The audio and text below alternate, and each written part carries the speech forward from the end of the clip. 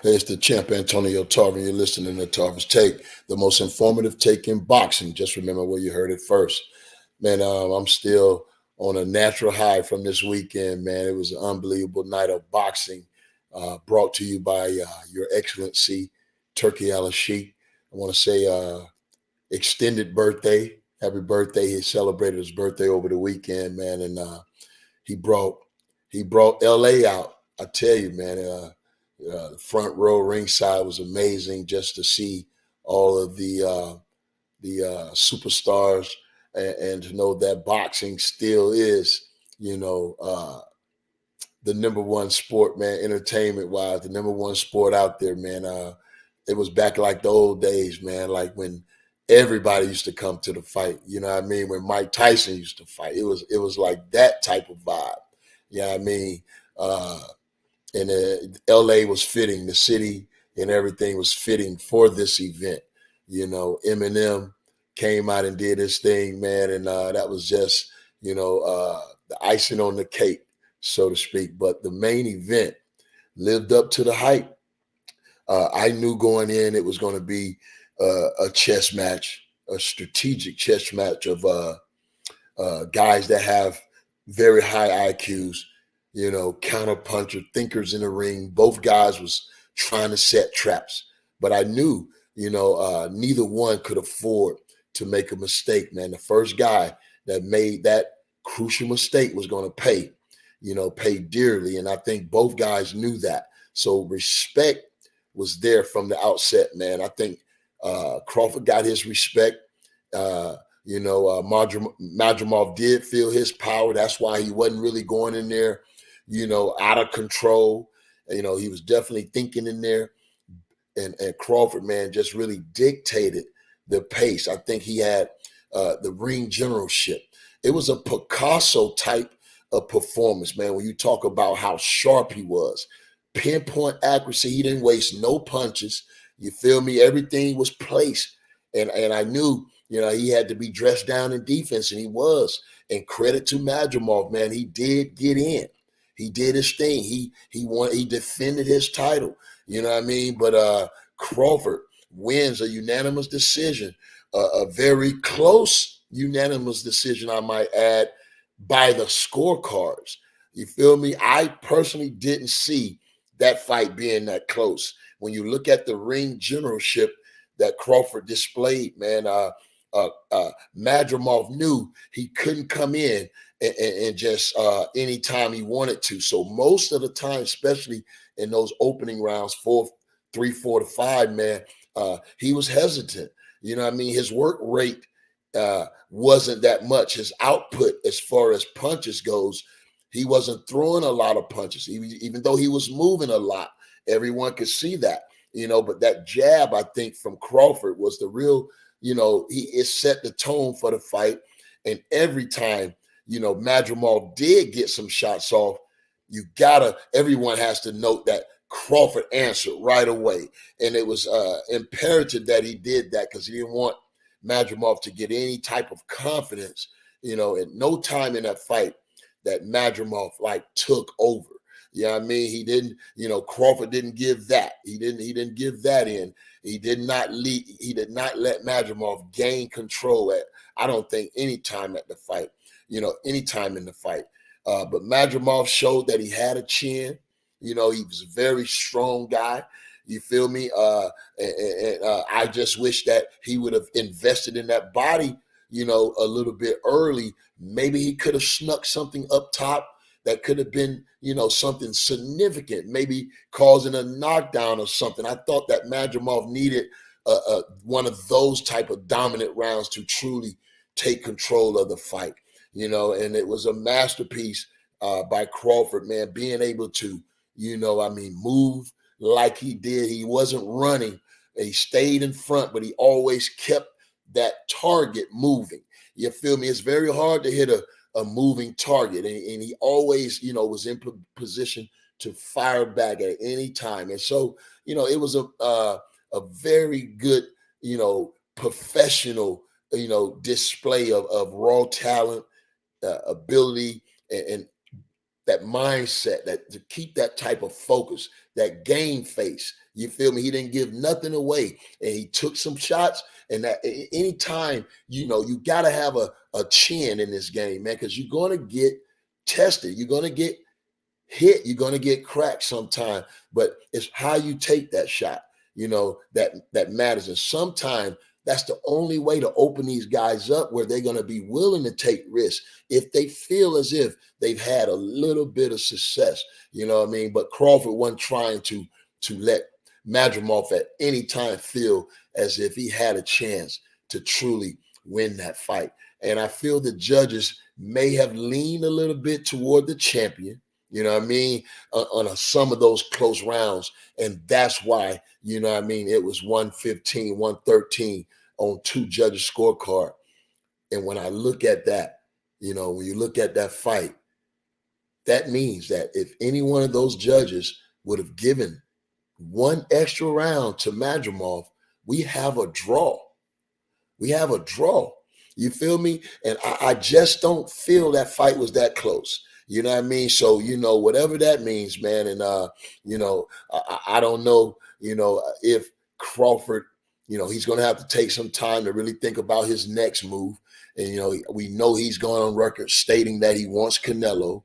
And again, when you look at moving up 2 extra weight classes to meet Canelo at 68, I know there's some things that Crawford feels that he can do to really bulk up and be, somewhat, 60 is strong though, over 60, 62, 63, and maybe be strong, where he can, bring that power up, you know what I mean? But again, he did land some shots on Madrimov. He hurt Madrimov, buckled him a couple of times, but nothing really dazed him where Crawford could have followed up and really, had, that effect that he really wanted.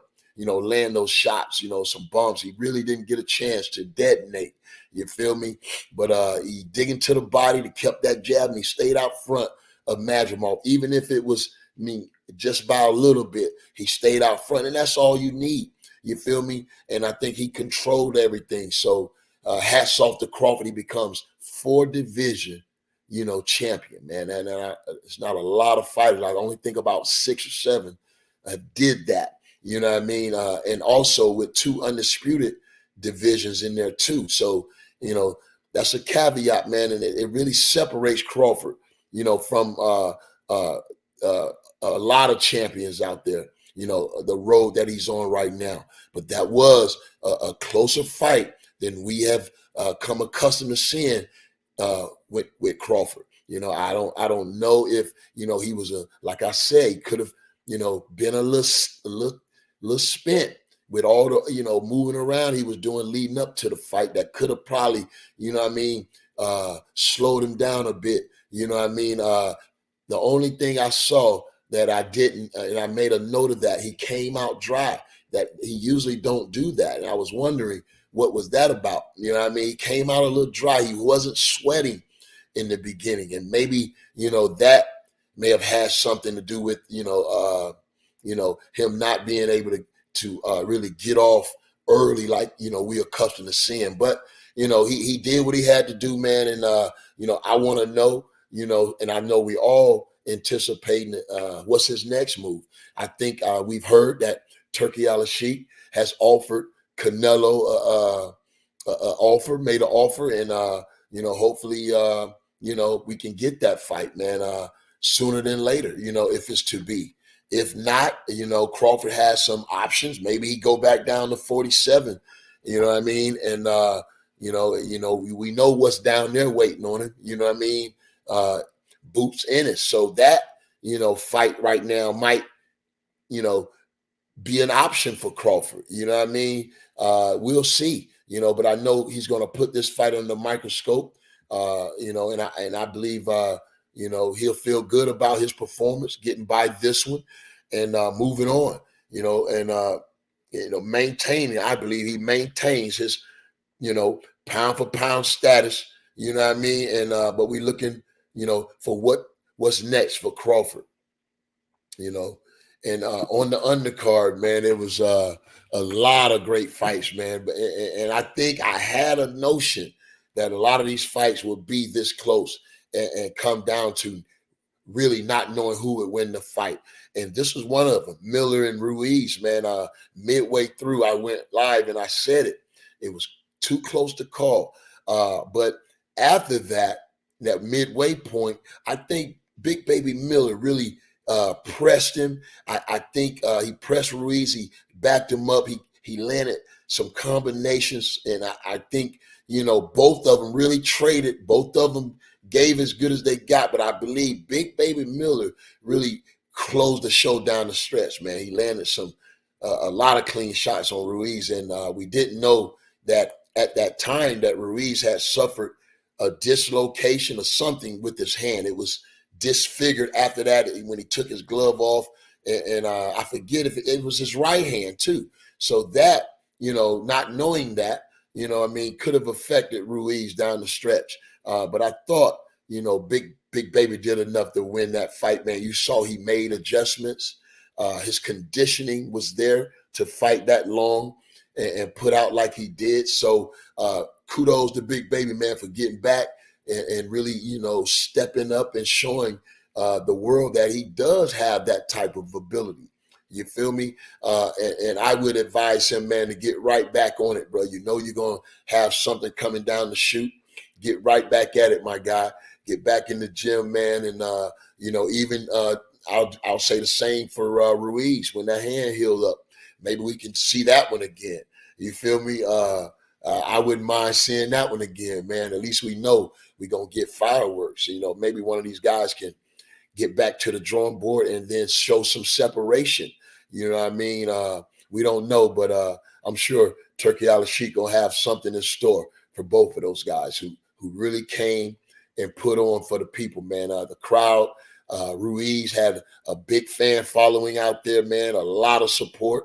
And so did Big Baby Miller, man. So, that fight really set the tone, man. Nobody went down. It didn't look like anyone was in serious trouble, but they did take some big shots. You know what I mean? So I'm sure both of those guys are sore this morning. You feel me? Very sore. We want to know how that hand.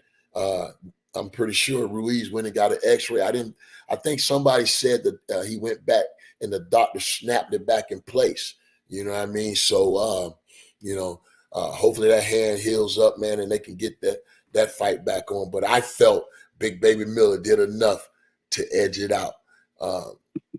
And also on the undercard, man, my young hitter, man, Anderson, Big Baby Anderson, man, came and I believe I told the world he was stepping up on Tarver's tape.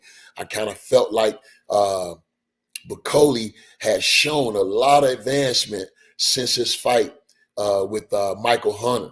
He really showed a lot of advancement. Like I said, he got a big win over a guy that had won a gold, and then he won another fight during Riyadh season. So he had been busy, and I was looking at Anderson a little bit leading up to the fight, and I was just thinking it just didn't seem like he was really locked in on the guy, the opponent that he had in front of him. And I think he probably was overlooking the guy. I think he was overlooking him. He felt like he would probably be able to land some shots, but I gave him the blueprint. I said, you're going to have to make this big guy move early.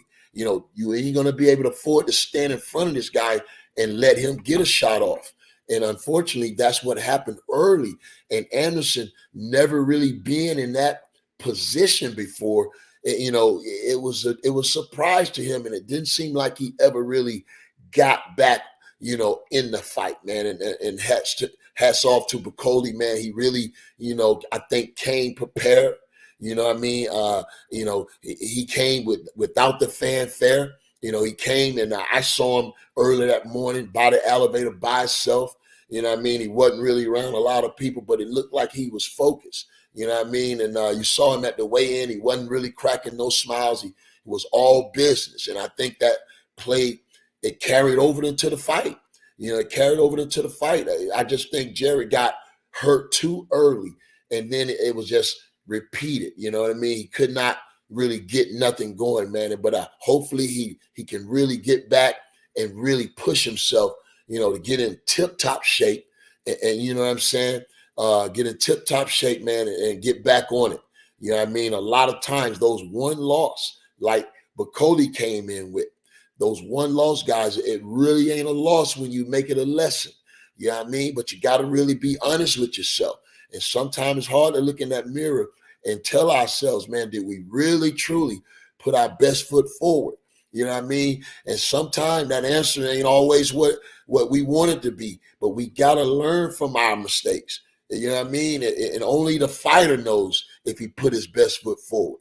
You know what I mean? And, so I'm sure he's going to get another shot to prove himself. But sometimes that one loss guy be the most dangerous guy because they go back to the drawing board, man, and that hurt they feel from that defeat, it really inspires them. You know what I mean? It motivates them. They don't want to feel that pain no more, bro. I'm telling you. And if that championship medal is in you, it's going to come out. This is going to be the time where it comes out. You know what I mean? Sorry about that. Just had an interruption with a phone call. My apologies. Let me put this thing on. Okay.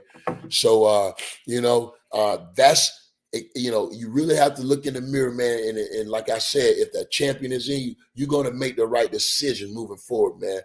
Because to see your career and your dreams for yourself, flash in front of you, and you feel like, you got to reset. And sometimes, we need that, as fighters, we need that reset. You know what I mean? And so I believe Anderson's going to come back and learn from this and be a better fighter forward. So, he still only have one loss. That's not the end of the world. But what he do next will be pivotal in his career moving forward.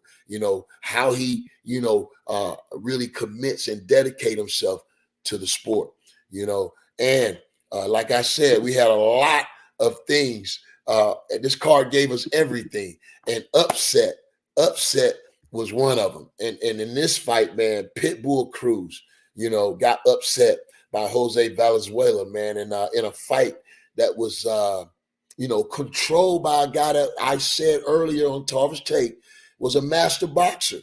And I think what won him this fight was his defense. You feel me? Cruz, was coming in. Cruz did not work on that jab. Like I said, when he fought Rolly Romero, if he would have had a jab, he would have been able to effectively get inside. You feel me? And then maybe, sneak those big shots in. But when you just coming in aggressively with a slick fighter like Valenzuela, man, you're not going to be able to land those shots when he sees them coming. He got up under a lot of that stuff, man, and he was daring. And, a lot of fighters don't sit in the pocket with a big puncher like a guy like Pitbull Cruz. You feel me? You know what I'm saying? And even though Valenzuela didn't have the power and the pop that a guy like Gervonta Davis has, he was scoring. He was scoring effectively. He was countering everything. You know what I mean? He was moving out of there. And even when he was on the ropes, you feel me? He was fighting off. And then you saw him get more aggressive down the stretch, man. And the fight was close. But you got to take your hat off to Valenzuela, man. Like I said, bro, I kind of felt if Cruz hadn't really developed a controlling jab, an effective jab, and he needs that to go with everything else he has to surprise and bring that power unexpectedly. You know what I mean? So these guys can't time him as he's leaning in. He's putting too much on those punches. He's falling off balance and giving these guys like Valenzuela, who's slick on their feet, who has that ability to break from his hips and change, direction, just by little bits, you know what I mean? Inches, you feel me? Change the angles. He was doing that, repeatedly. And it was like the matador and the bull. And I know we hear that phrase in boxing a lot, but he played that to a T. You know what I mean? I think that was the only way he was going to be able to get out of there is avoid that big shot avoid that knockdown and avoid getting hurt. And he showed that, like I said before, he had been stopped before. So he understood that, he had to really sit down there under the fire, man, and fan the flames. You know what I mean? And it takes a lot of poise to do that, a lot of patience. You know what I mean? And you got to have some guts, man. And a lot of guys, they ain't cut like that. So hats off to Jose Valenzuela, his team. I heard the story that his trainer and him been together since he was 10 years old. That remind me of my OG, who's up in heaven looking down, man, Jimmy Williams, one of the greatest trainers of all time, Abu. You know what I mean? And I feel like Jimmy lives through me, man, with all of the things that he's taught me over the years. You know what I'm saying?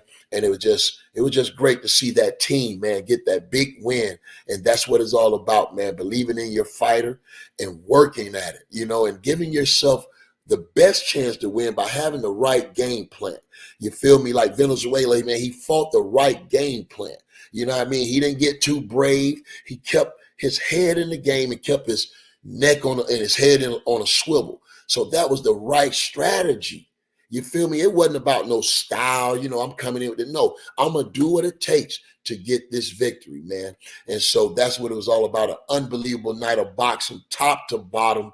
You know what I mean? Presented by yours truly, your Excellency, Turki Alaalshikh. And Brent, man, and I hear that he's picking out 4 or 5 more other cities that he's going to be bringing, Riyadh season 2. So look forward to more great events like this, man. You know what I'm saying? And I really appreciate everything that he's doing for boxing, and you should too. You know what I mean? Support what he's doing, and I appreciate the fact that this fight showed that all these promoters can work together, man, for the common goal, for the fans, and to give the fans the fights that we all want to see, man. So there you have it, man. Until the next Riyadh season, until the next time, stay tapped in. I'll talk to you then.